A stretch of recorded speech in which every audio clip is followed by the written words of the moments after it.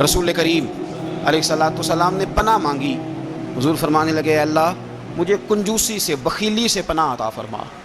और हुजूर ने बाकायदा पनाह मांगी है कि अल्लाह मुझे अर्ज़ालिल उम्र होने से पनाह में रख, जब उम्र इतनी ज़्यादा हो जाए कि वजूद के हिस्से काम करना छोड़ जाए, इससे पनाह मांगी। और ख़ुद मेरे नबी पाक अलैहिस्सलाम ने कब्र के अज़ाब से पनाह मांगी।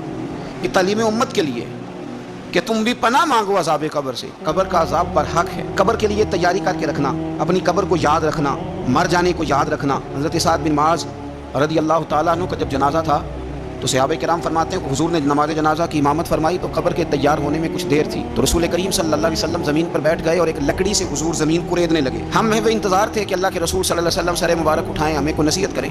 फरमाते हुजूर ने सर अक़दस उठाया तो हुजूर की आंखों में आंसू थे और रो के हुजूर फरमाने लगे, रो के कि इस कब्र के अज़ाब से रब की पनाह मांगो और इसके लिए तैयारी कर लो, ये बड़ा सख्त दिन है।